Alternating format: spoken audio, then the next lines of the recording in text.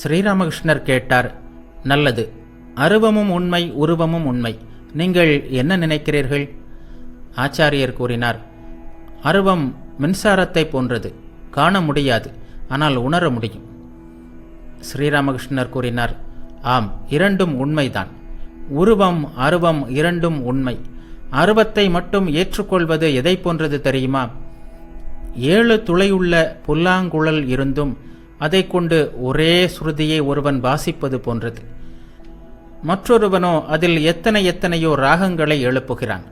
அதுபோல் உருவக்கடவுளை வழிபடுவோர் சாந்தம், தாஸ்யம், சக்கியம், வாத்சல்யம், மதுரம் என்று எவ்வளவோ பாவனைகளில் அனுபவிக்கின்றனர்.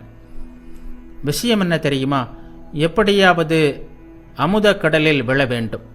இறைவனை துதித்து பாடியோ அல்லது வேறு ஒருவர் உன்னை பிடித்து தள்ளுவதாலோ அல்லது நீயாக விழுவதாலோ எப்படியோ அந்த கடலில் விழுந்தால் போதும்.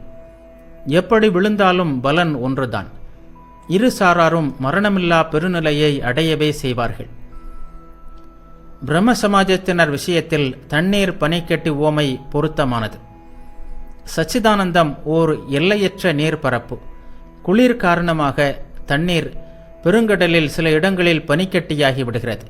அதேபோல் பக்தி என்னும் குளிர்ச்சியின் காரணமாக சச்சிதானந்தம் பக்தர்களுக்காக உருவம் தாங்குகிறார். புலன்களுக்கு எட்டாத அந்த உணர்வு மயமான உருவத்தை நம் முனிவர்கள் கண்டார்கள். அவருடன் பேசினார்கள். பக்தர்களோ பிரேமை சரீரத்தை பெற்று பாகவதி தனுவை பெற்று அந்த உணர்வு மையமான இறைவனை காண்கின்றனர். மனம் வாக்கிற்கு எட்டாதது பிரம்மம். ஞானசூரியனின் சூட்டினால் உருவத்துடன் கூடிய பனிக்கட்டிகள் உருகிவிடுகின்றன. பிரம்மஞானத்திற்கு பிறகு, நிர்விகல்ப சமாதிக்கு பிறகு மீண்டும் அதே அனுபவம். மன வாக்கிற்கு எட்டாத எல்லையற்ற உருவமற்ற பிரம்ம அனுபவம். பிரம்மத்தின் இயல்பை வார்த்தைகளால் சொல்ல இயலாது. வாய் மௌனமாகிவிடும். எல்லையற்ற ஒன்றை வார்த்தைகளால் கூறி புரிய வைக்க யாரால் முடியும்? பறவை எவ்வளவுதான் உயரத்தில் பறந்தாலும் அதற்கு மேல் இடங்கள் உள்ளன. நீங்கள் என்ன நினைக்கிறீர்கள்? ஆச்சாரியர் கூறினார், ஆம் சுவாமி, வேதாந்தத்தில் இத்தகைய கருத்துக்கள் கூறப்பட்டுள்ளன. ஸ்ரீராமகிருஷ்ணர் கூறினார், உப்பு பொம்மை கடலின் ஆழத்தை அளக்க சென்றது. ஆனால் திரும்பி வந்து செய்தி சொல்லவில்லை. சுகதேவர் போன்ற முனிவர்கள் சச்சிதானந்த பெருங்கடலை பார்க்கவும் தொடவும் மட்டுமே செய்தார்கள், மூழ்கவில்லை. இது ஒரு சாரார் கருத்து. ஒருமுறை வித்யாசாகரிடம், எல்லா பொருட்களும் எச்சிலாகிவிட்டன, ஆனால் பரம்பொருள் எச்சிலாகவில்லை, அதாவது பிரம்மம் இன்னது என்று யாராலும் சொல்ல முடியாது, வாயால் சொன்னாலே அது எச்சிலாகி விடுகிறது என்று சொன்னேன். இதை கேட்டு வித்யாசாகர் மிகுந்த மகிழ்ச்சி அடைந்தார். அவர் ஒரு பெரிய பண்டிதர். கேதாருக்கு மறுபக்கம் எப்போதுமே பனி மூடி கிடக்கின்ற மலை உண்டு என்று கேள்விப்பட்டிருக்கிறேன். மலை மேல் நெடுந்தூரம் ஏறி சென்றவர்களால் திரும்பி வர முடியாது. உச்சியில் என்ன இருக்கிறது, அங்குள்ள நிலைமை என்ன என்பதை அறிவதற்காக சென்ற யாரும் திரும்பி வந்து செய்தியை தரவில்லை. இறைவனை கண்டால் மனிதன் ஆனந்த பரவசத்தில் தன்னை இழக்கிறான், மௌனி ஆகிறான். அந்த அனுபவத்தை நமக்கு யார் சொல்வது, யார் புரிய வைப்பது?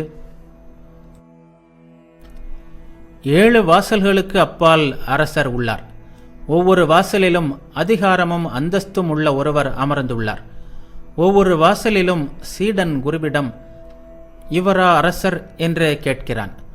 குரு, இல்லை, இவரல்ல, இவரல்ல என்று கூறுகிறார். 7வது வாசலை அடைந்ததும் அங்கே கண்ட காட்சியினால் சீடன் அடியோடு பேச்சற்று நின்று விடுகிறான். ஆனந்தத்தில் மூழ்கி விடுகிறான். இவர்தான் அரசரா என்று கேட்க வேண்டிய அவசியம் அவனுக்கு ஏற்படவில்லை. பார்த்த மாத்திரத்திலேயே அவனது சந்தேகங்கள் எல்லாம் பறந்துவிட்டன. ஆச்சாரியர், ஆம் சுவாமி, வேதாந்தத்தில் இப்படியெல்லாம் உள்ளது. ஸ்ரீராமகிருஷ்ணர் கூறினார், ஆக்கல், அழித்தல், அழித்தல் என்னும் முத்தொழில்களை செய்யும்போது இறைவனை சகுண பிரம்மம், ஆத்யா சக்தி என்றெல்லாம் சொல்கிறோம். முக்குணங்களை கடந்த நிலையில் அவரை நிர்குண பிரம்மம், மன வாக்கிற்கு எட்டாதவர், பரபிரம்மம் என்று கூறுகிறோம். இறைவனுடைய மாயையில் வீழ்ந்து மனிதன் தன் சொந்த இயல்பை மறந்து விடுகிறான். தந்தையாகிய இறைவனின் எல்லையற்ற செல்வத்திற்கு தானே வாரிசு என்பதை மறந்து விடுகிறான். அவருடைய மாயை முக்குணமயமானது. இந்த 3 குணங்களும் திருடர்கள் எல்லாவற்றையும் கவர்ந்து கொள்கின்றன, சொந்த இயல்பை மறக்க செய்கின்றன. சத்துவம், ரஜஸ், தமஸ் என்பவை அந்த 3 குணங்கள். இவற்றுள் சத்துவ குணம் மட்டுமே இறைவனை அடைவதற்கான வழியை காட்டும். ஆயினும் சத்துவ குணத்தால் கூட இறைவனிடம் நம்மை சேர்ப்பிக்க முடியாது. பணக்காரன் ஒருவன் காட்டு வழியாக சென்று கொண்டிருந்தான்.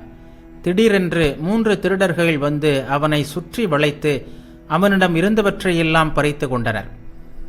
எல்லாம் எடுத்து கொண்ட பிறகு அவர்களுள் ஒருவன், இவனை விட்டு வைப்பதால் என்ன லாபம், கொன்றுவிடுவோம் என்று கூறி அவனை வெட்டுவதற்காக அருகில் சென்றான்.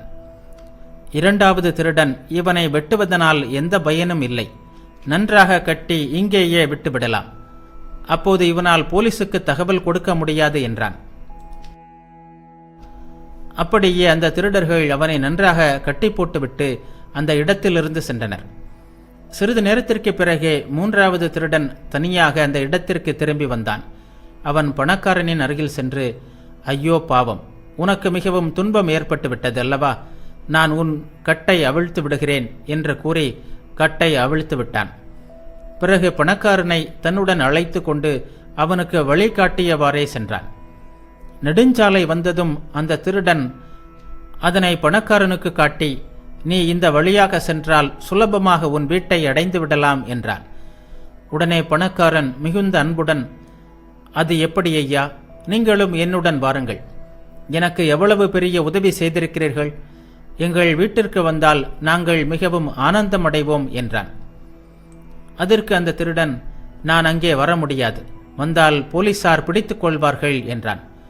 இவ்வாறு கூறி வழியை காட்டிவிட்டு சென்று விட்டான். இவனை விட்டு வைப்பதால் என்ன லாபம், இவனை கொன்றுவிடு என்ற முதல் திருடன் தான் தமோகுணம். தமோகுணத்தால் அழிவு உண்டாகிறது. 2வது திருடன் ரஜோகுணம். ரஜோகுணம் மனிதனை உலக வாழ்க்கையில் கட்டி வைக்கிறது, பலவிதமான காரியங்களில் அவனை பிணைக்கிறது, இறைவனை மறக்க செய்கிறது. சத்துவகுணம் மட்டுமே இறைநெறியை காட்டுகிறது. கருணை, தர்மம், பக்தி முதலானவை சத்துவகுணத்திலிருந்து தான் வருகின்றன. படிக்கட்டில் கடைசி படி போன்றது சத்துவகுணம், அதற்கு பிறகு மாடி. மனிதனின் உண்மையான இருப்பிடம் பரபிரம்மம். முக்குணங்களை கடக்காவிட்டால் பிரம்மஞானம் கிடைக்காது.